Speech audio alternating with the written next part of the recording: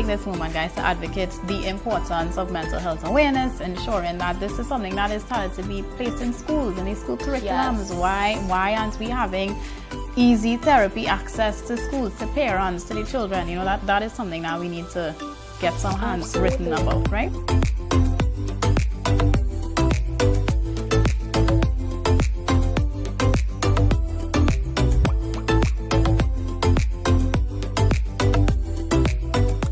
My name is Jesse McBarrow, and you are looking at Mending Minds.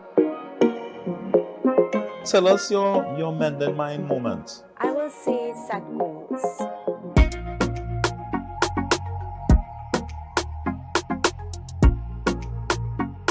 A lot of people get so caught up in the what, they forget the why. There's this fixation of this is what I'm going to do, and they forget why. Yeah. You know, you pursue that in the first place.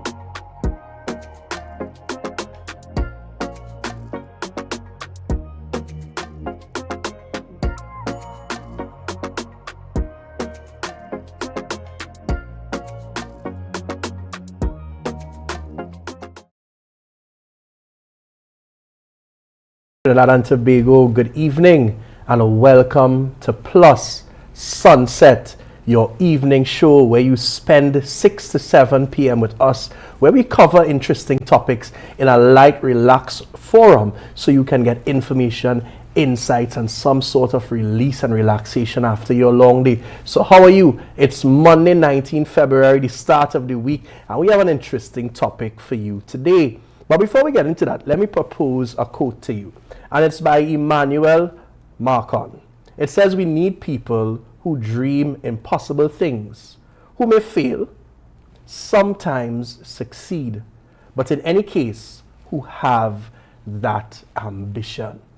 And today is Monday. It's the start of a new week, at the start of new experiences for each of you out there. And I'm saying to you to have that ambition. Have that ambition in everything you do this week to become better.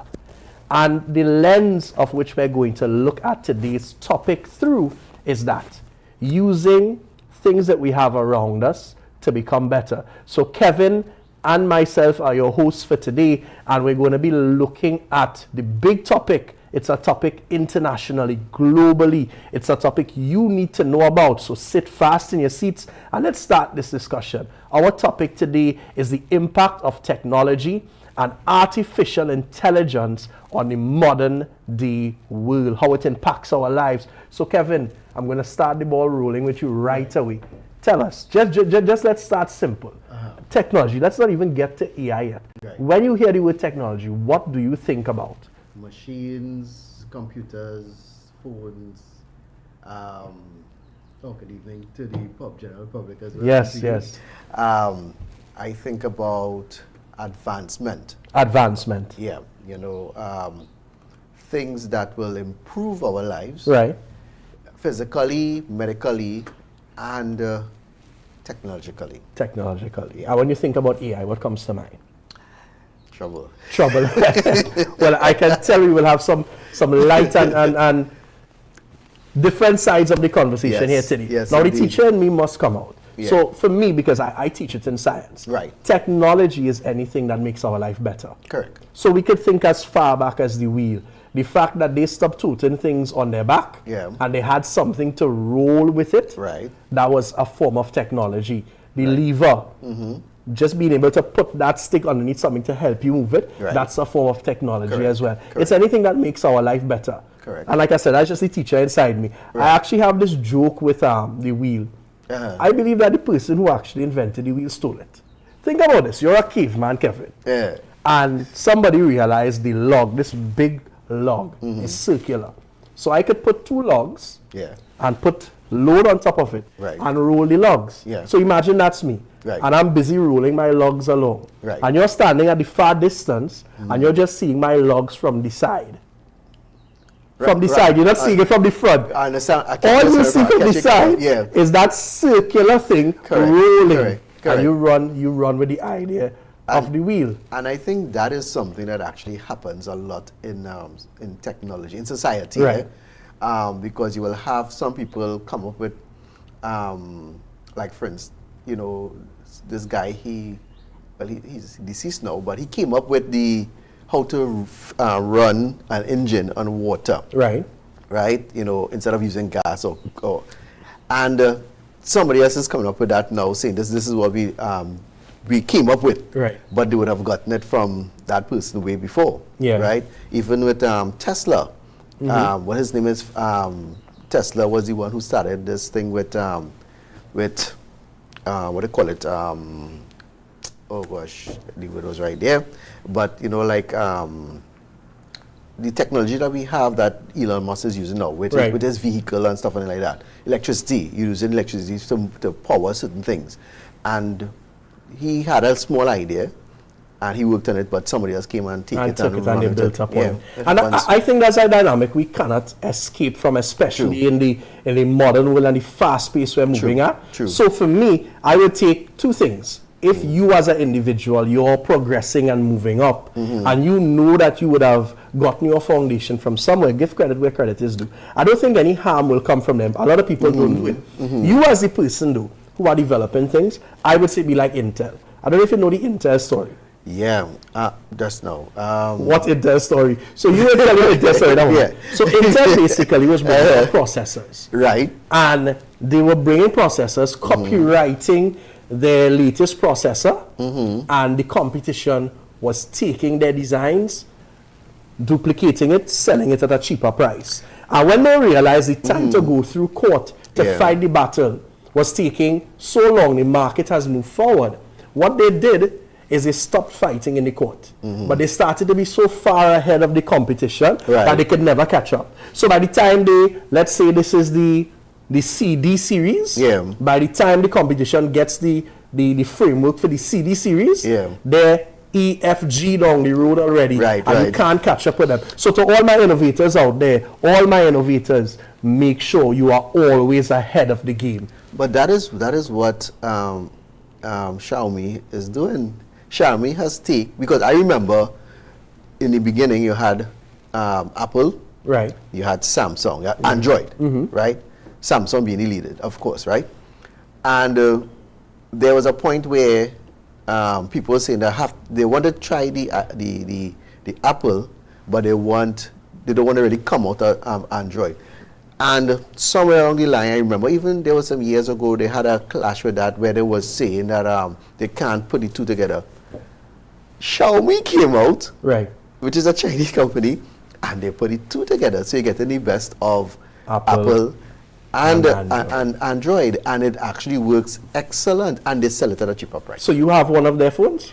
I had one of their phones. Okay. Right, I had one of the early Xiaomi's. Right. And I loved that phone. It had some really great features. Right, the camera was excellent. Okay. Because at that time it would have been the updated camera of Samsung mixed with Apple as well. Right. Right. So they actually put the two on one platform. Okay, so we're going to use this to pivot. Right. Because I am sure 5 years ago, if you and I were sitting in this very spot, we would say that there will never be anything besides Samsung / Android and Apple. Correct, And look at the dynamic now. Yeah. That we are at a transitionary stage where this may not be the case. A couple years from now, who knows? Apple could be the high five. You remember high five? Yeah, it was, I love this. It just shows how distant it is. And we want to take that across into artificial intelligence. Right. And artificial intelligence now is intellect's ability to learn. Yeah. It's intellect's ability to learn, reproduce, and use large language models to help you. So I think it started off really simple. So we've had artificial intelligence for a while.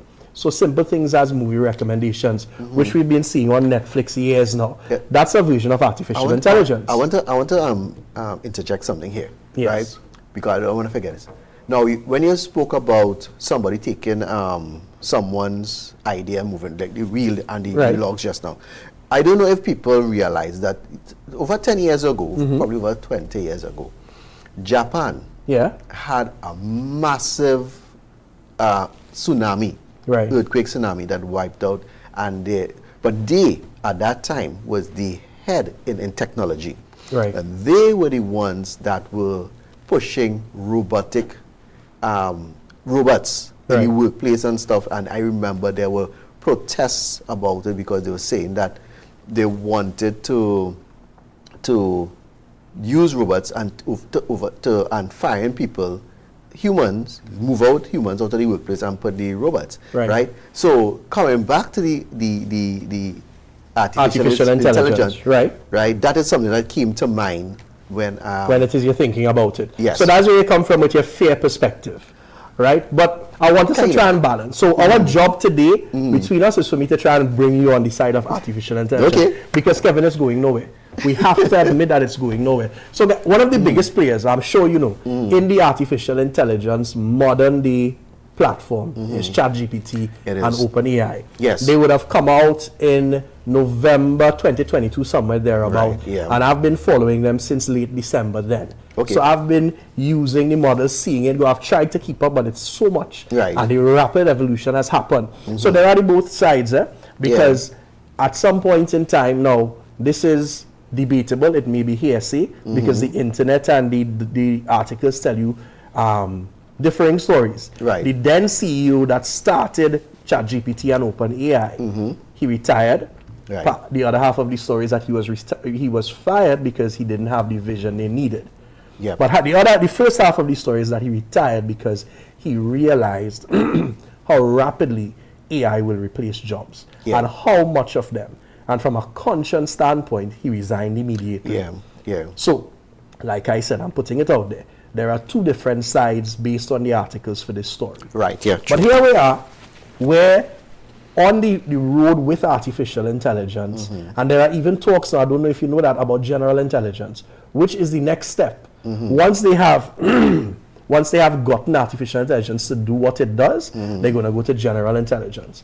But I think we're rushing a little bit. So let's talk about what ChatGPT is, because it's the most popularized form of AI. So like we said before, AI started simple with movie predictions based on the algorithm of what movies you watched before on Netflix. Right, yeah. Predictive text. Yeah. That is a simple form of AI as well. Right, yeah. When it is we used to play PS1 and Nintendo when we were younger, and we played against the device, and the device would change little moves and things in between. That itself was AI as well. Right, yeah, okay. So all these were examples of little AI. Then ChatGPT, then OpenAI came and they created a natural language model, ChatGPT, that has access to millions of different languages, words. It captures articles, books, facts, everything. So you can go and based on how you prompt it, what do I mean by prompt it? You end up with a little chat box and you can type anything. And when I say anything, you could ask it to write you a poem, to write you a song. You could ask it for help in chemistry, science, even topics for our evening show. Right, yes, true. You can even ask it, and I'm not kidding you, for help with your wife when she's on her menstrual cycle. And I can say this because I did it all for kids. But I've done it, and it generates a response. The response is basically generic. But if you get into more prompting and going deeper with how you type and what you type, you get more accurate responses. And from there, what people did is they started to pay OpenAI for their APN, which is like a backdoor use of their technology without actually understanding how it was coded. And these persons started to make a bunch of apps, and that's why we have hundreds of thousands of so-called artificial intelligence apps. But they all piggyback off of ChatGPT. But I'm saying now, Kevin, in a world where you could be augmented, your thinking, what you need to do, your planning, with something like this, where you could type in what you need to get done, have it put into a file, a folder, you can upload PDFs, have it analyze it, put back out the data to make your life, whatever you're doing, simpler. How do we get around bringing down your fear with regards to it?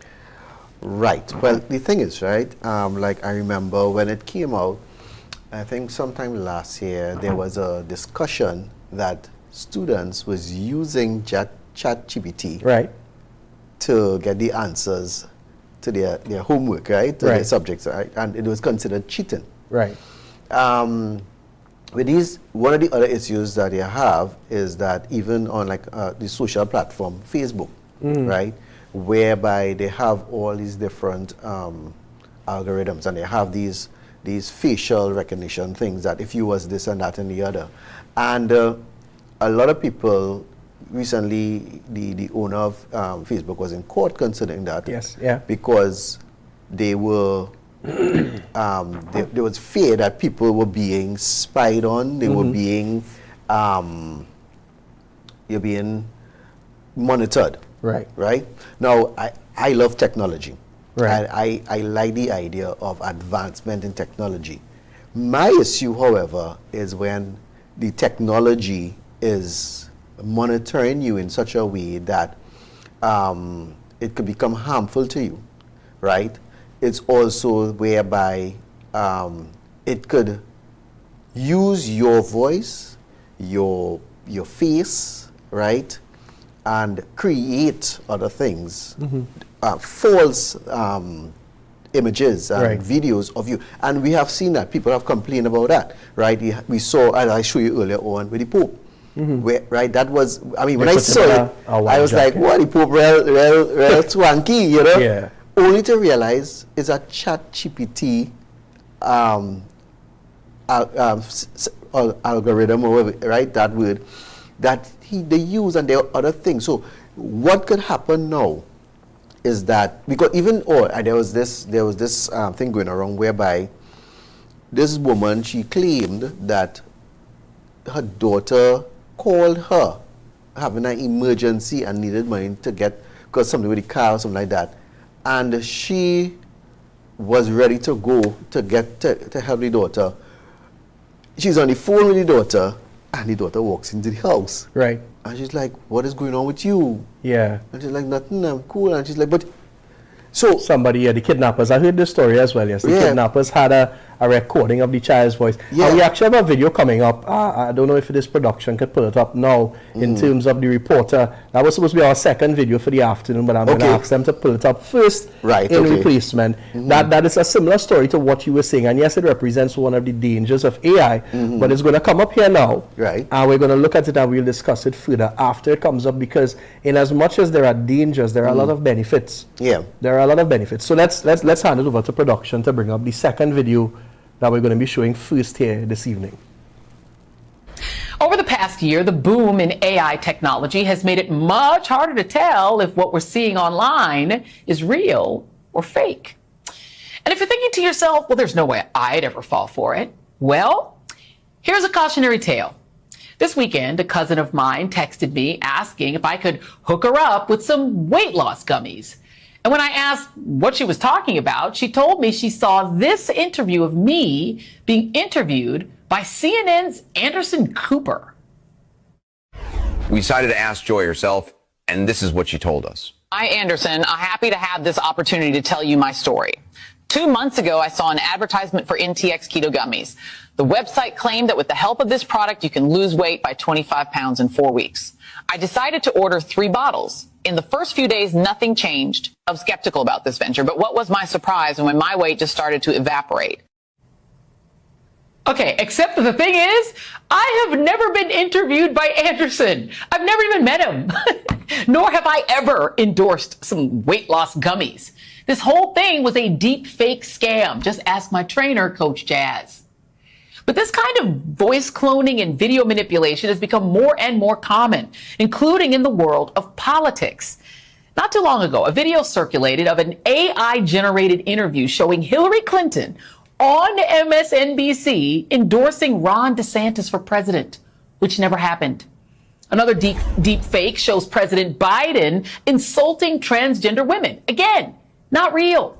And last week, the super PAC Never Back Down, which is supporting Ron DeSantis, aired an ad in Iowa using an AI-generated version of Donald Trump's voice. And it's not just politicians and people who are on TV that are being affected. It's also happening to everyday people. One Arizona mother is sounding the alarm after she received a scam call where she heard her teenage daughter screaming and crying for help as a man demanded a ransom. But it wasn't actually her daughter. These scammers were able to use AI to reproduce this 15-year-old's voice just by using her social media posts. So moral of the story, in a world where it is not only easier for bad actors to use this technology, but also easier to spread misinformation with no consequences.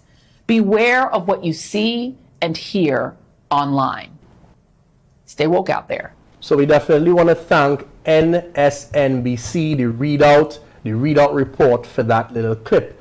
But I'm coming back to Kevin now. I don't want to let this go cool. So Kevin, yes, that's a bad aspect of AI, right? Mm-hmm. Just like when they created the gun, we were able to equip our police officers, but the bandits use it for a different reason. Correct. And many other things I could talk about. But let's look at something. I'll give you a couple examples, real life examples. There's a car company in the States that implemented AI robots.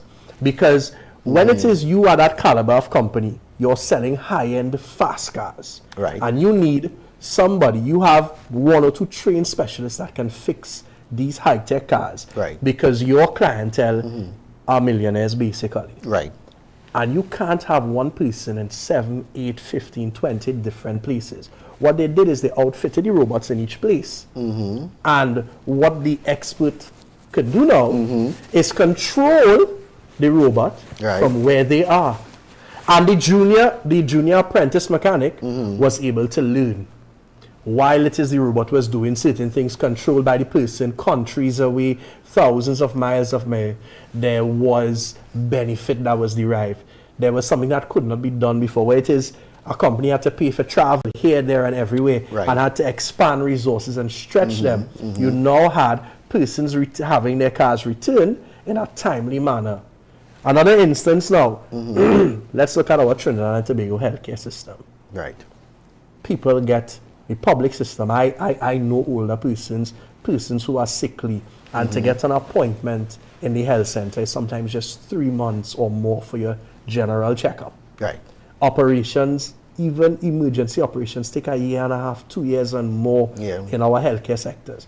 Imagine if it is we could train medical AI to analyze and to perform operations and to do things that we can't do without errors. Because as a doctor, if I were a doctor, I try to wonder how sometimes they do a 48, 72 hour straight operation and not fall asleep or not be dwindled by the fact that I'm human. I can't get tired. My hand can't shake. I will never have that machine cut precision.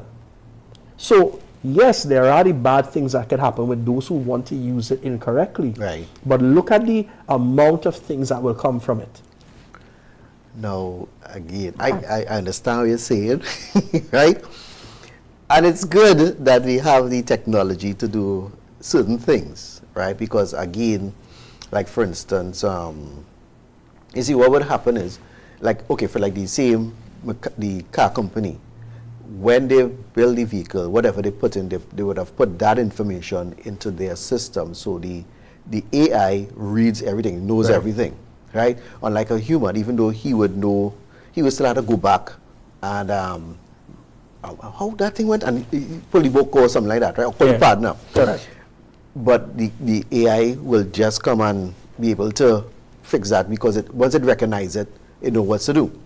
The medical thing, I understand that, whereby it takes the strain off of the physical, the doctor having to be over this in this person and doing this medical procedure, right? But not to be, I mean, it might sound like I'm just chewing the cool water on the fire, right?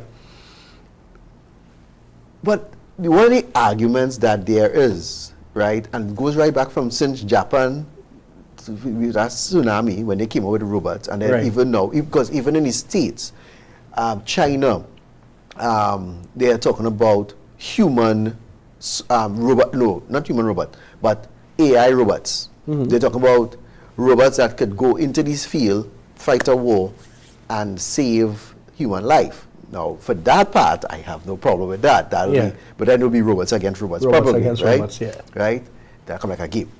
However, when it comes to certain jobs whereby the robot can do that, right? Then you're putting a person or persons out of a job, Right. Which of course is causing unemployment. Unemployment, Right. Now, I'm saying, for me, I don't mind there are certain things that the AI system could work for. But there are other things I believe here were going on. Don't put it in that, because remember, we have a population of people. Yeah. So if we want to cut down on unemployment, then there are certain things that you don't use it for, so that you maintain that level of human interaction. Because just now you might have people walking around like zombies. They just don't know what to do. Possibly. Right? I'd comment on what you just said, though, in terms of the human interaction. Because I reached out to a local network. I don't want to call any names. Okay. Because my voicemail was blocked. Okay. And you know, for whatever reason, and you know how these things were trying to get them on the phone. Right. So they said that they had a chat, you could talk to an agent, etc. So I went up. I hate that. It would save time. So I went up. I hate that. With my innocent self, and I started to chat. I'm a person, I'm very specific, so I laid out exactly what was my problem. Yeah. What I did, I tried calling already. Yeah. I would have dialed *123. This is the message that I got, that my voicemail is bad, that I need to reach out. Correct. I can't remember the exact response. But after about, because they said that the service is down. Right. So, okay. So I simply asked, what's the ETA? Like, they didn't understand ETA. So I went in to say, what is the time frame that I can expect that I'll have the service back running? Or you would have access to the system for me to be able to check whatever it is. Yeah. And they said they can't comment on that, whatever. And that's when I realized I was not talking to a human. I was talking to an AI device. Right, yeah. So that was a poor example, because they didn't train their model well. If they had trained their model in a bunch of different scenarios, it may have been able to adopt it better, right? And that's why ChatGPT is so good, because it has been trained by hundreds of different models. Okay. But people think that we're just going to have a bunch of job losses. That's not the case, you know. There are so much market opportunities for AI. So, like, by simple predictions, the realm and the career field of HR is going to expand 10 and 20-fold because of AI. Because the management of AI systems is important. Let's understand something. AI does not have a moral compass. It does not have a right or wrong or a set of rules. So, for instance, let's look at the autonomous car. If the autonomous car is going towards a green light, and a child is crossing the road, that's two conflicting rules. How does it make a decision what to do in that scenario? Because the rules tell me on a green light, I should proceed. Right. That's the message I would connect when whatever camera in the car scans the green light, I can go. Right. A child crossing the road now is something in my schema as an AI machine that should not happen. Right. Children should not cross the road on a green light. Correct. So I may bounce down the child. Right.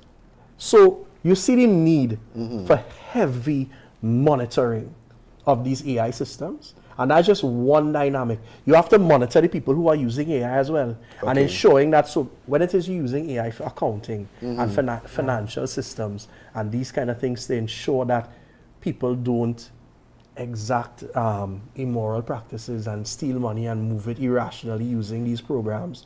Again, you need people monitoring all these people. So it's a different skill set now that actually is trying to bring us out of the production and factory age, where we're just set to see something moving on a line and sit and pull it off, but we're called now to think, and make sure that we monitor these things and we train them in the direction that we want them to be and we want them to become.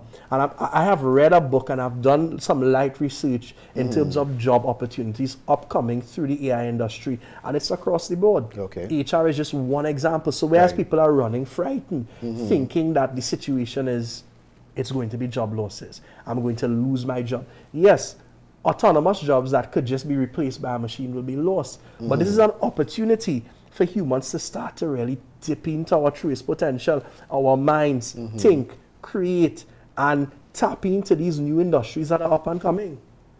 So those autonomous jobs that the people that is taken over by an AI robot or system, what is going to happen with those people? They have to diverse. And that's why I started off with my quote today, you know. Right. Impossible things. We need people who dream impossible things, who may fail. Right. And sometimes we may fail. Sometimes we may succeed, but we have to have ambition. So, okay, so for instance, I am a mechanic, right? And now that the AI system it knows everything about the vehicle and it could fix the vehicle. So then therefore what you're saying is that I may not be physically needed there, but I could just more or less be there to monitor, to guide the machine, or how does that work for me? So it's like the machines and the AI power will be giving you super strength. Okay. And because it's giving you super strength, like a bionic arm or something like that, you will be able to do more in less time. Okay. And you can train this model, because let's be real, we have machinery and analysis tools in mechanics, and there is still certain problems that only a mechanic with experience can determine. So imagine your particular machine or AI program. When you train it, because it comes stock, and you're going to train it and train it and train it and train it till it becomes like you. Right. So you will be known as the mechanic with the best AI around. Right. So they're still going to have that type of competition. You know, that reminds me of this story. This guy, he was telling the mechanic that he keep hearing this noise in his vehicle, and they tried all kind of things and he couldn't find. Only to realize that the noise was his wife. Oh, Lord. And on that note, guys, we're going to take a short break, and we have a surprise for you when we come back. So stay close to us, and we will be right back. This is another episode of Life Matters, and I am your host, Latina Matter. Give us some insight into what is Miss Earth and what is so special about this pageant. Okay, so like many pageants, there are a purpose behind the crown.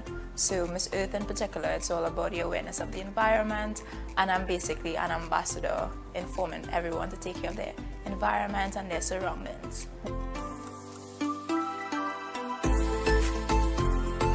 Take this moment, guys, to advocate the importance of mental health awareness, ensuring that this is something that is started to be placed in schools and in school curriculums. Why aren't we having easy therapy access to schools, to parents, to the children? You know, that is something that we need to get some hands written about, right?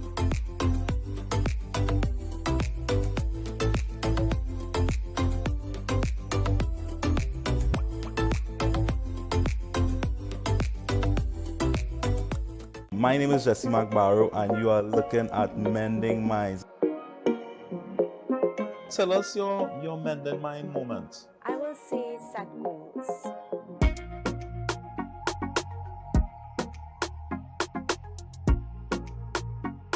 A lot of people get so caught up in the what, they forget the why. There's this fixation of this is what I'm going to do, and they forget why you pursue that in the first place.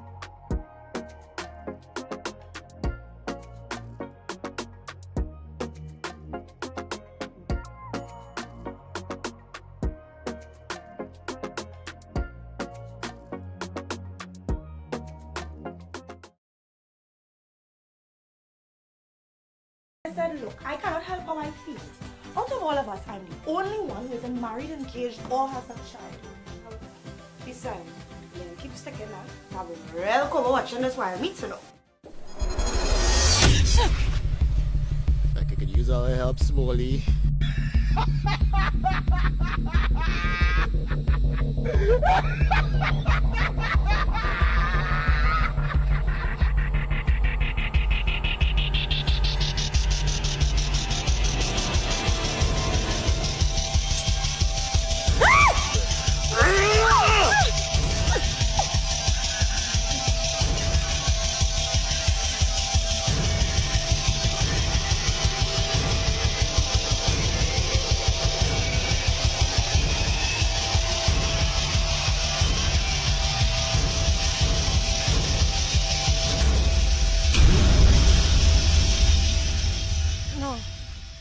No, I could. I could see that. But we all could use our help.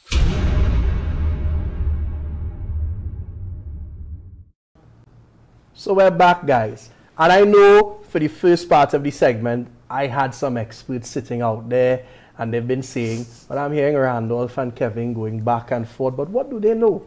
Kevin is in security, Randolph is in education, and these guys are no AI experts, and we agree. Whereas we may have provided some light conversation, we're no experts, and that's why we're bringing on a guy who is steeped in the technology industry, in the software industry. His name is Jevon Bhoodoo, and he is the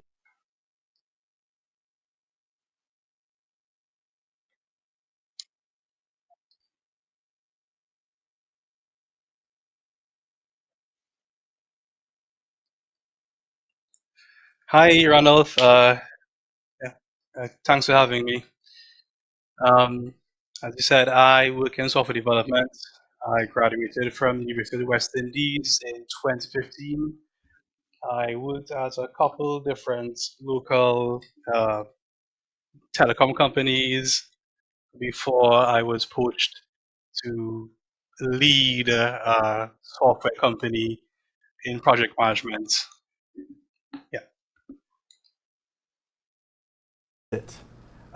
because we have gone back and forth on what is AI, and we've given a layman's perspective. So I want you to do two things for me, right? Tell us what is AI from your standpoint in terms of your industry and that kind of thing. And you have a bit of convincing to do, because to my left here, my co-host Kevin is against it. He thinks it's the Armageddon, and it's going to be the end of a lot of jobs.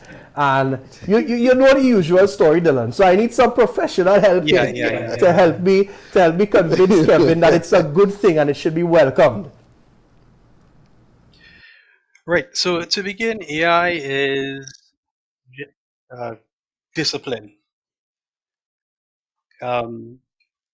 It encompasses the tools and methodologies that we use to produce these autonomous agents that can act and reason on its own, right? But to break it down, AI or machine learning gives computers the ability to learn and execute without a programmer explicitly telling it what to do, right? And this is very useful because in our world today we have very, very complex tasks, and we can't have somebody sitting down and writing every single case and the output for it.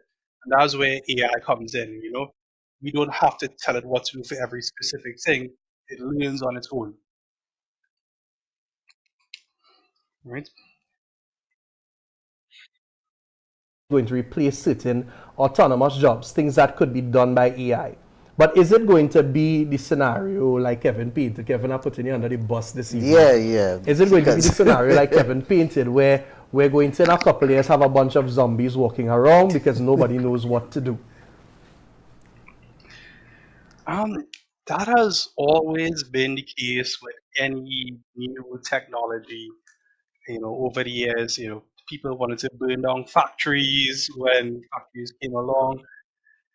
But it what AI is and what all these things are is just an empowerment for the individual, for society to work a lot better.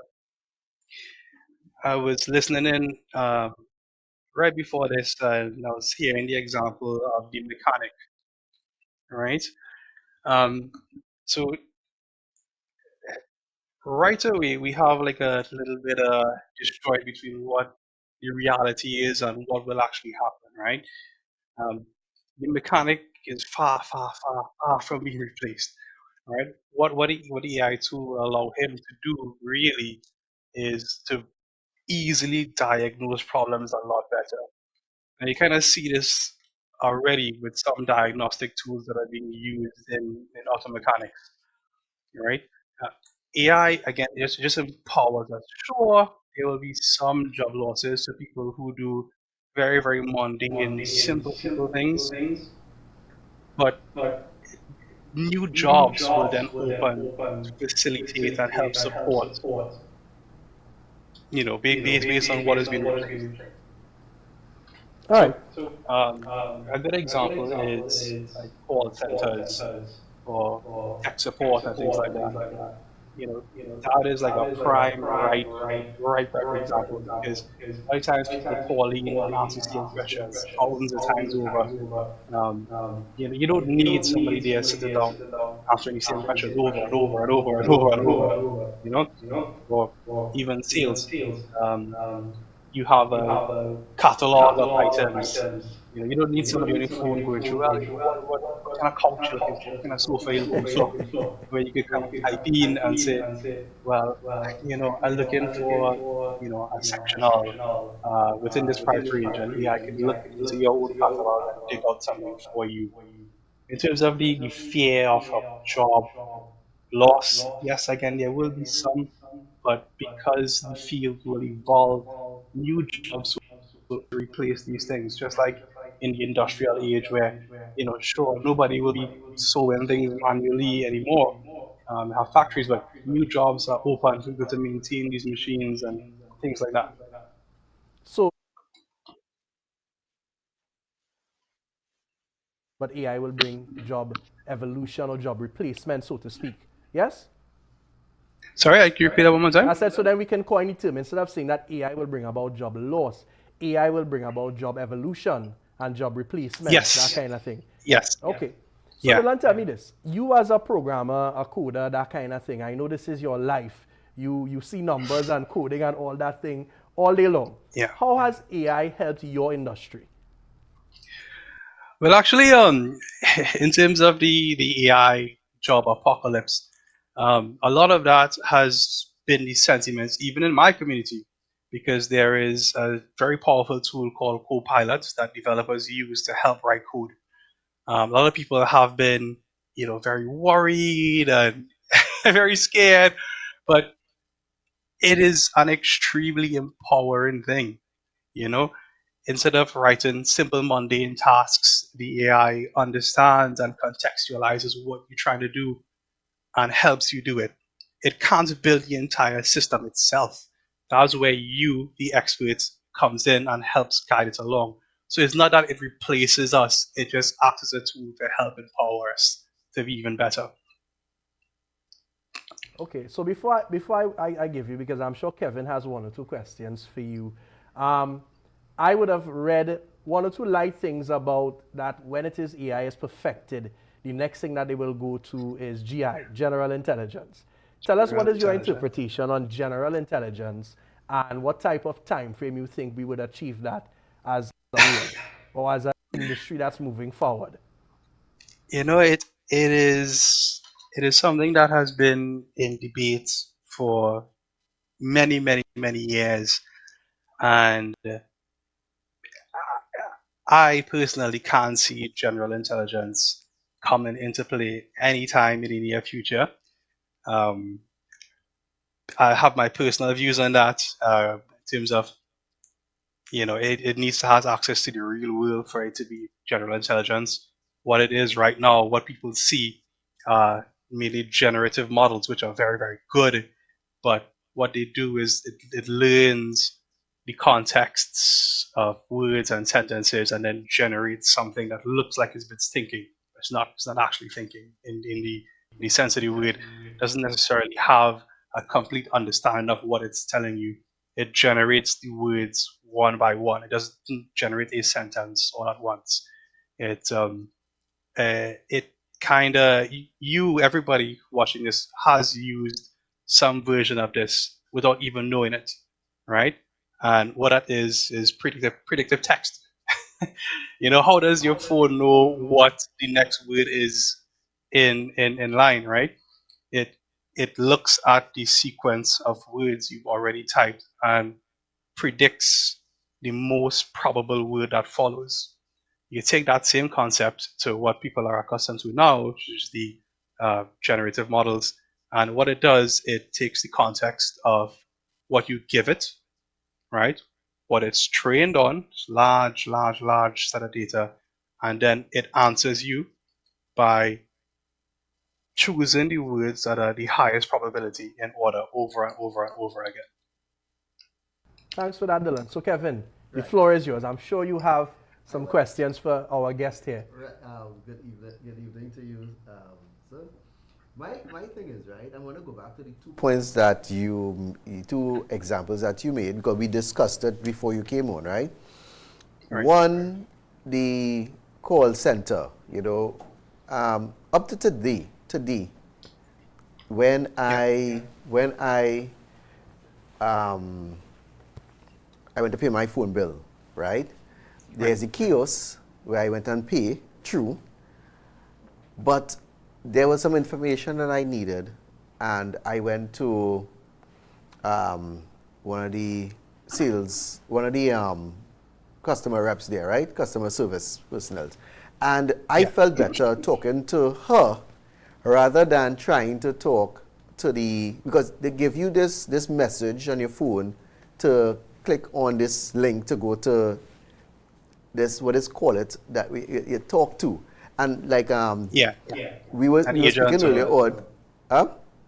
Right. We were speaking earlier on, and the problem we have with that is that when you're asking a specific question, because that system is detailed to answer certain questions or to handle problems, certain problems directly, you're not getting the response that you need, right? So I believe interacting directly with a human. And before, the other thing is, for instance, with the mechanics, right? Now, how things are right now, we have spanner, and we have screwdriver, and we have, oil, you could change your oil and plugs and stuff like that. But now they are bringing in electric cars, and the Tesla vehicle seems to be a very general electrical vehicle whereby you would need the AI system to fix that, to deal with it, right? Whereas the vehicles that we have now, right, you still need a human to deal with it. Now, even though, yes, you have those things you could check for the electrical parts, an analysis or something like that. What is? Diagnostic. Right. But still, if it is, because they're saying that, the climate control, so they're cutting down on these vehicles that we are using now presently and bringing electrical. So I am seeing with that now that there's going to be a cut in job, probably not in the near future, but in the future, whereby all these vehicles will be eliminated, which technology is good. Right, the advancement. But then you will really need humans to fix them. You will have the AI program. Kevin, I feel you're more trying to debate with Dylan and ask him a question. Oh, sorry. So what is your thoughts on that? That's the question. Right. I'll address points one at a time. So the first one was, you don't feel as if you are getting a very good response when you use these automated agents versus talking to a CSR directly, correct? Right? So that is a limitation of the technologies that are being used currently by whatever systems that you are interacting with. And of course, there will be limitations for now. But as these systems and these tools get better, they will be able to understand your dialect, your language, the way people locally ask questions, the type of questions that they ask, and respond better, even better than what one person will be able to give you, because eventually it will be trained on not just the responses of a person, but the responses of CSRs over years and years and years and years and years of doing this thing. So for now, it might be very limited, sure, but in the future, you may get a response faster and more directed to what you actually want, because you're not only limited by the knowledge of this single CSR, you have the knowledge of all people past, kind of like the avatar, if you would, right? So as one, the other one was the EVs and how that affects the job market and whatnot, right? So AI is one thing, right? It tries to replicate the knowledge of experts in the field to help these experts perform their tasks better. That is slightly different from robotics, right? Robotics is the actual manual performance of what the AI recommends to do. So for right now, I don't see robotics catching up anytime soon, where that it will go into your vehicle and fix the problem automatically. That's very, very far from now, but I'll address that eventually. But for now, why would you or anybody refuse some system that tells you the answer on how to fix this car given the problems? you know, um, you may not know what is wrong with this vehicle, right?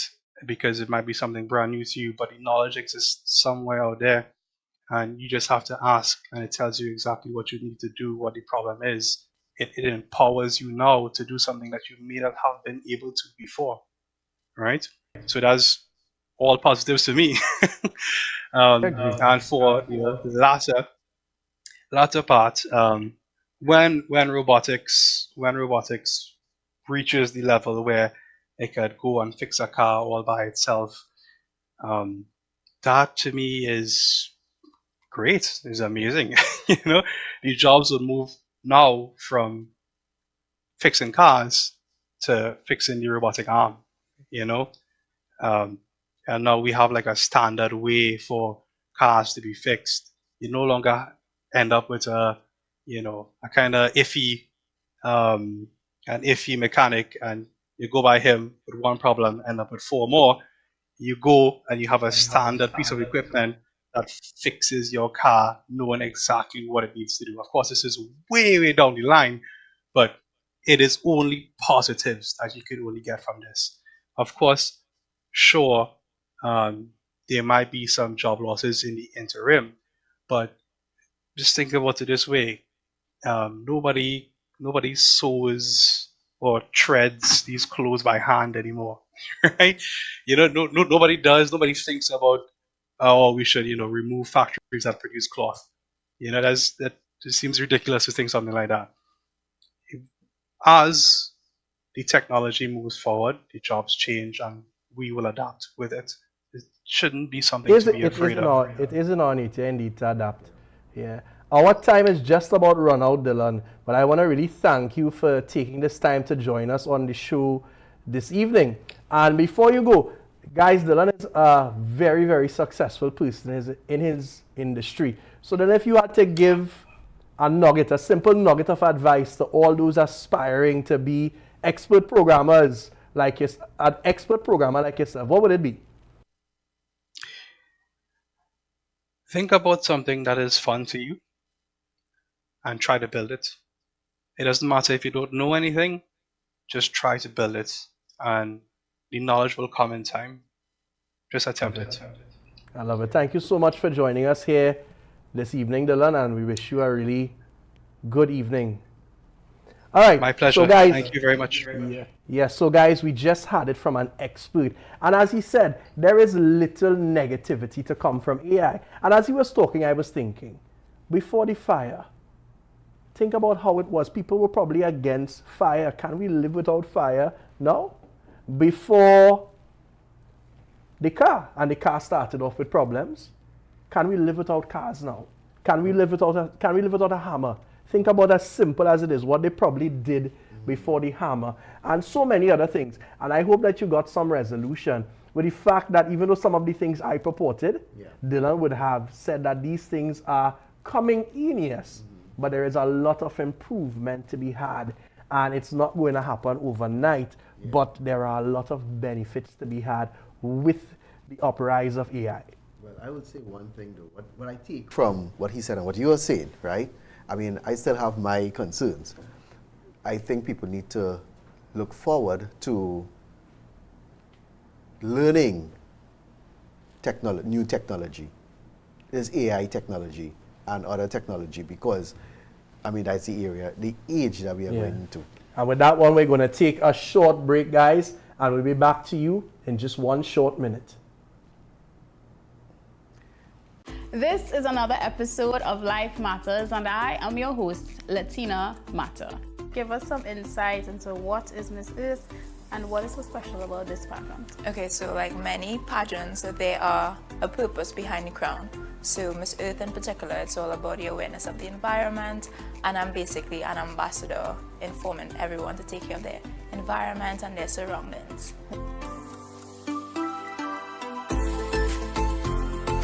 Take this moment, guys, to advocate the importance of mental health awareness, ensuring that this is something that is started to be placed in schools, in these school curriculums. Yes. Why aren't we having easy therapy access to schools, to parents, to the children? You know, that is something that we need to get some hands written about, right?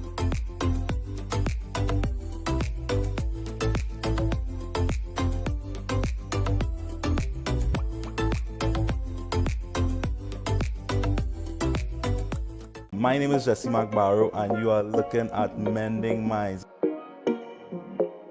Tell us your Mending Mind moment. I will say set goals.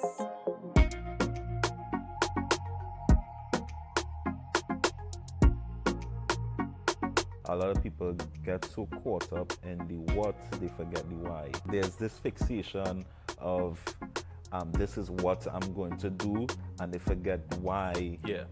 You know, you pursue that in the first place.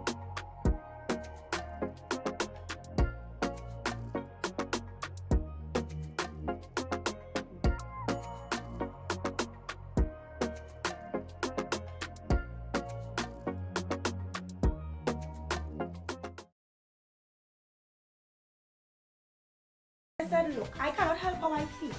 Out of all of us, I'm the only one who isn't married, engaged, or has a child. Besides, you keep sticking out. I've been real cool watching this while I meet to know. Like I could use all the help slowly.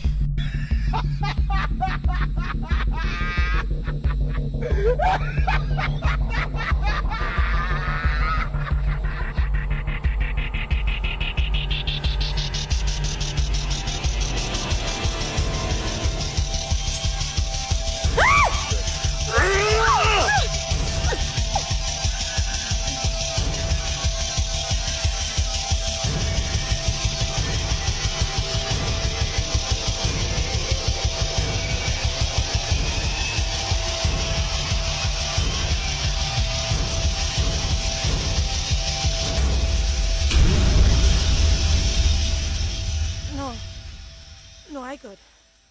I could see that. But we all could use our help.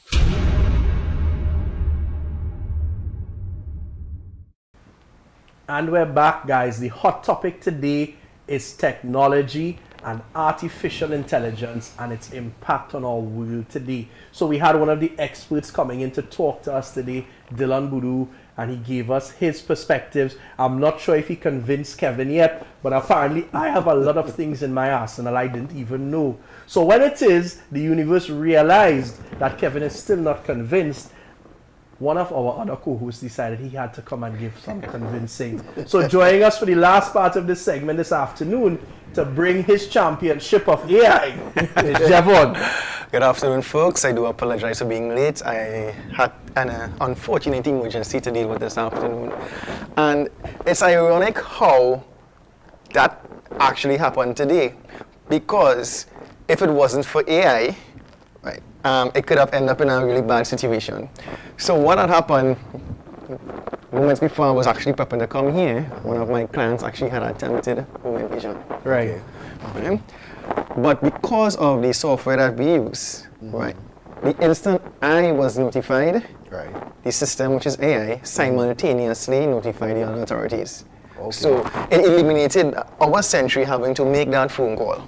Right. So it did it automatically, and it was able to send location, plot the best routes, right, and stuff like that, right? And we, in my industry, we also do home intrusion systems. Right. These things are built behind that software, where that a vibration sensor goes off, it automatically sends an alert. Right.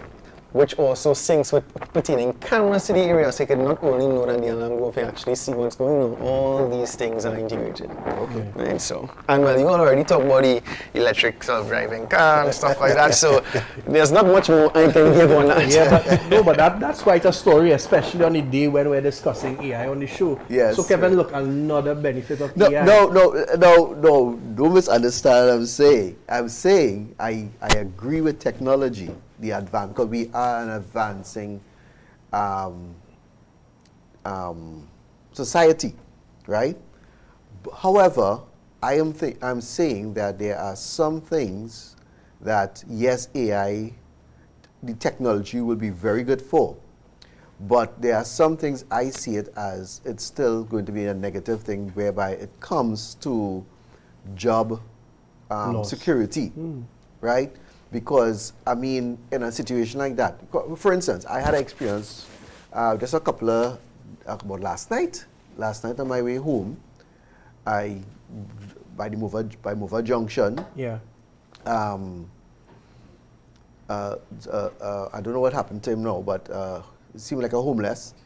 He walked across the road, car come in, got knocked down, right? Okay. So people will like the driver, young fella, he don't know what to do. He just went across the road. I only wanted, he just went across the road. And in the moment, you know, looking at it as like, you know what, here what?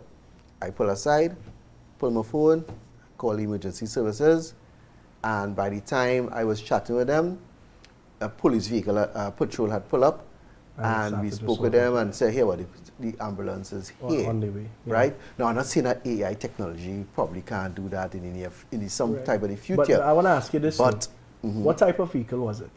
The TIDA? It was a TIDA? Yeah. You know those new vehicles have collision control. Exactly. So, in a scenario like that, actually, Kevin, my vehicle has collision control. It will mash the brakes for me in an instance like that. Right, but the thing is, right, it's not like the man was crossing the road and then he hit him, you know. It's as he bent the corner, as he turned, it's like that. That's how collision control works for sudden things. Something happens, trust me, it's scary. Because my vehicle, at a point in time, felt like I was too close to another vehicle. Right. On a corner coming around. Right. And it just mass sudden brakes. I thought I got in an accident.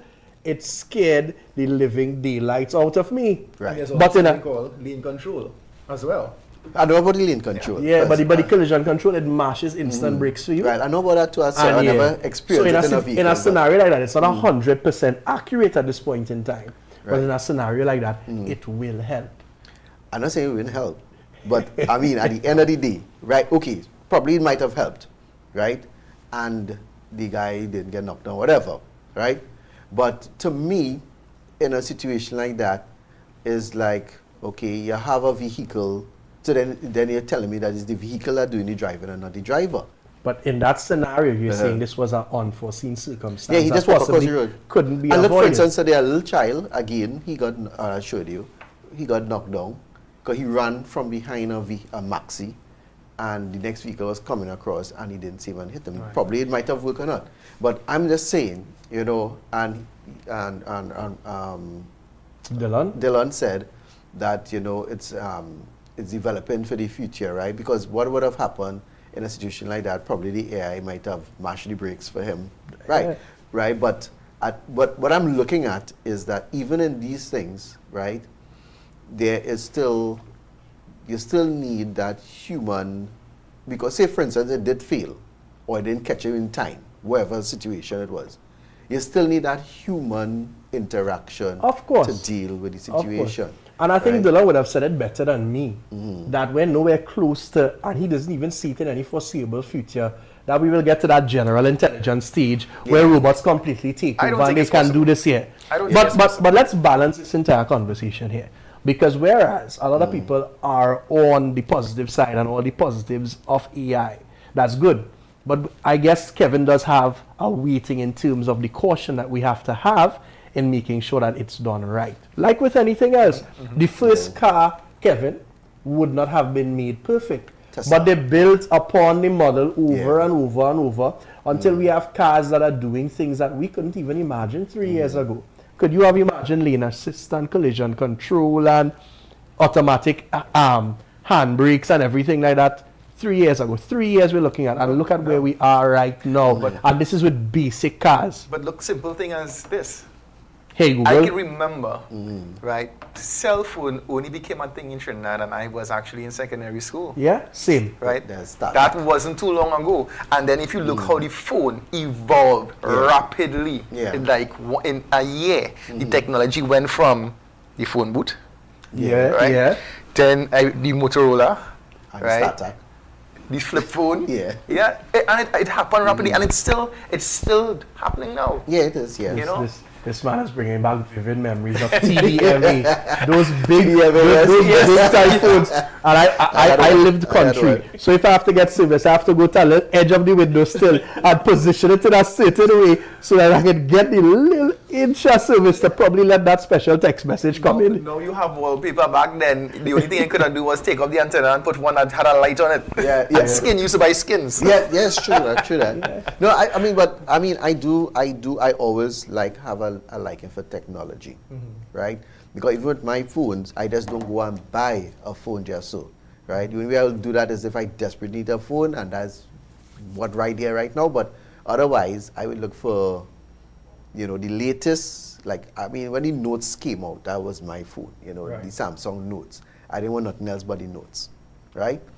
And then, the LG, I love LG, right? LG, they unfortunately that they're not in service again. They're not making phones again, sorry. Right? But so I understand that. I love technology. I mean, I don't mind being able to drive a vehicle that has the collision control, especially the lane assist, because for instance, again this morning a man he did it on purpose. He pulled on me because I was overtaking him. He was driving slow, but have some of them, they find you must not pass them. Yeah. Right? No matter how slow they're driving. And of course, I call a police partner of mine to deal with it. These Trinnies. Jevon, these Trinnies. Right? And I had them on my dash cam. Yeah. Right? So I love the technology. Right? So I'm not against the technology. I love the technology. Right? I'm having a deja vu right now, right, of the same setting here. But I am saying that I'm just concerned that there are certain things that when it is happening, in the future, how it's going to affect, the entire society. Because what I wanted to ask is Dylan, right? Is it that would you say, and I could ask you all, would you say that the technology, this technology of AI, is it sort of one-sided? And when I say one-sided, is it because now everybody who would be doing autonomous jobs, right, in order for you to maintain a job, you have to become AI educated or something like that, right? Because there are people who are going to lose their jobs if they're not educated in that way. So it's like, is it that they're technically forcing people or I don't want to say, forcing people to learn the technology, right?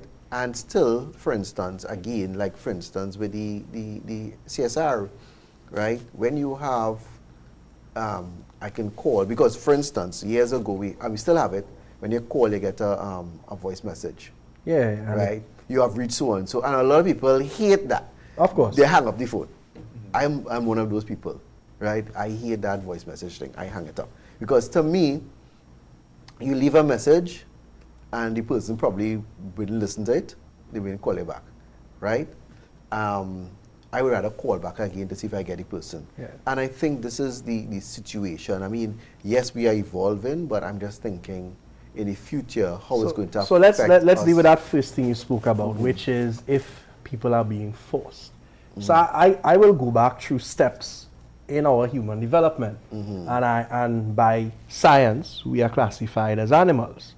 And an animal is defined in a big way as something that has to adapt to changing environments. Right. So when it is we discovered fire and we had to cook outside, it's not that, and then somebody discovered the stove or gas or the gas tank. We didn't have to force them to stop cooking on the fireside and moved it. They moved because it was upward development and it was something, a tool that made your life easier. And Kevin, we have to start to look at it as that We're looking at AI as the wrong T. You're looking at AI as the takeover. But instead, no, AI is the tool. And while we're talking about this, we have a video coming up with how Photoshop works now. Remember long ago, you ever tried using Photoshop, Jevon? It is difficult. It is headache. You have so much different controls. You don't know what to do. You have to go on this advanced training kind of thing. But look at this video, guys. And let's see what Photoshop can do with AI, not as a takeover, but as a tool. Photoshop just came out with a new beta featuring an incredible new tool called Generative Fill. And I'm looking at this promo and I'm thinking, this is incredible. But sometimes it's easy to make a promo look good. Let's put it to the test. First thing I'm gonna do, I open up this picture of me and I'm lassoing up my sweater. And I'm gonna select the Generative Fill tool and I'm gonna type in a cashmere sweater. Let's get me fancy. Boom. Not bad. And the cool thing about this is that Photoshop gives you a few options, but I'm going to stick with this first one. Now we're going to select the sky and I'm going to type in a dramatic sunset. Bang. That does an incredible job, but it fumbled up my face a little bit, or maybe that's just how I look. I don't know. But the good thing about this is that it gives us a new layer so we can just erase the parts of the new fill that we don't like. Next, I'm selecting the ocean and I'm going to type in a football field. That is pretty incredible. Now I'm going to open up this picture of my wife and I, and I'm going to change the background to an Icelandic one. Does a pretty damn good job. So let me see if we can change ourselves to an astronaut. All right, that one fumbled a little bit, but not bad. So as you can see, the new generative fill feature on Photoshop is absolutely the real deal. I was blown away, and while it's not perfect, it's a little rough around the edges. Give it a couple years. This is going to change editing forever. And if you enjoyed this video and you want to keep updated on the fast-moving world of AI and emerging tech, hit that follow. Keep you updated. Until next time.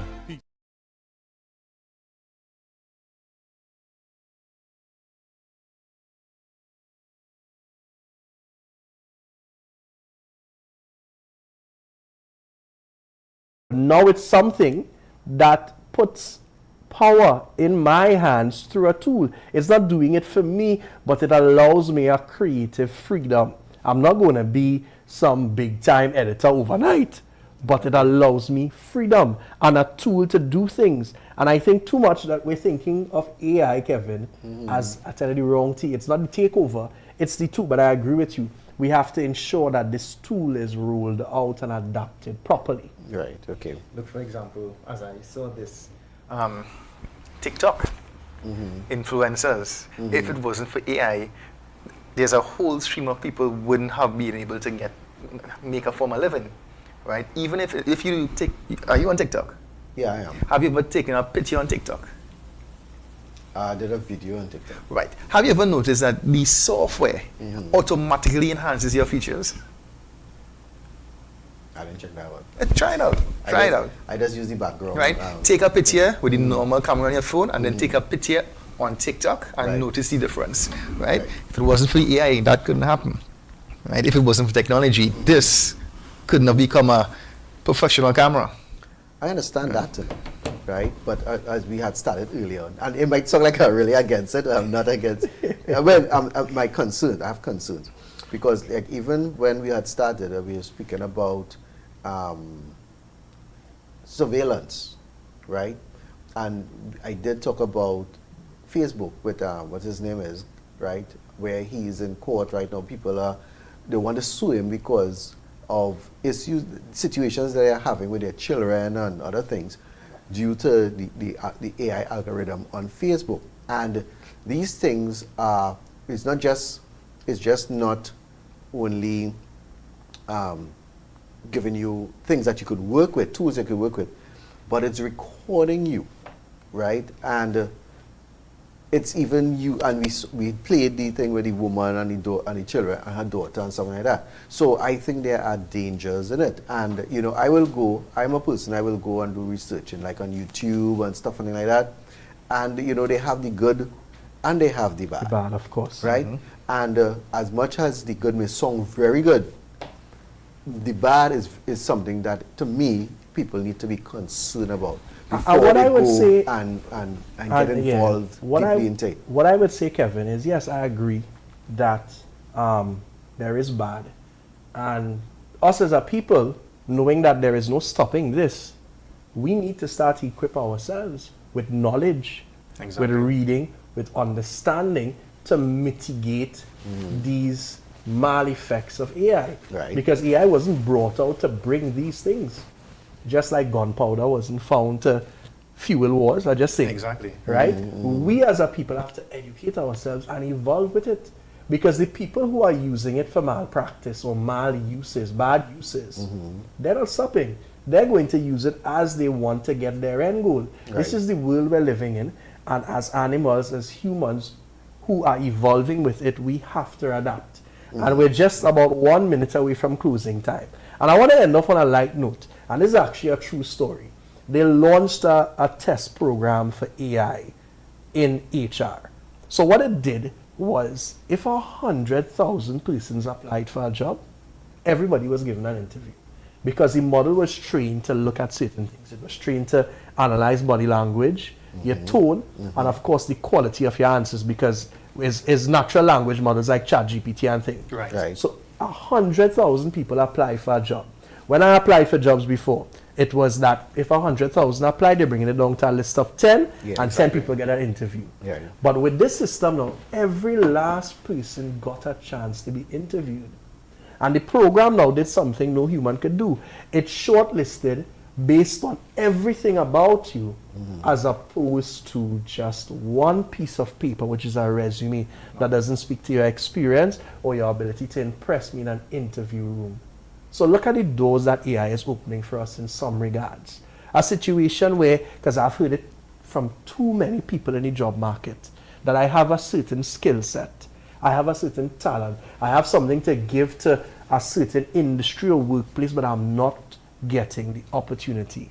But with a program like that now, everybody gets to sit and answer questions as best as they can and give their best put forward of who they are and have an equal chance opportunity, and the world is about equality. So from this regard, it's increasing and expanding the realm of equality that we can have. And like I said, I agree with you in wrapping up. I agree with you, Kevin, that there are the bad parts of AI, the fears, the concerns. But what that should do for us is motivate us as a people to start to become educated, to start to learn, and to start to equip ourselves, because this is going nowhere.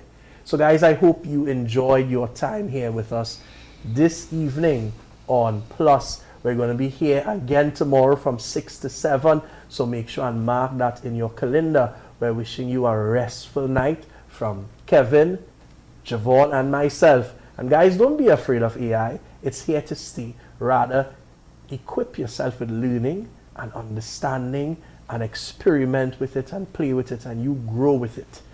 Or from all of us at Plus, you all have a good night.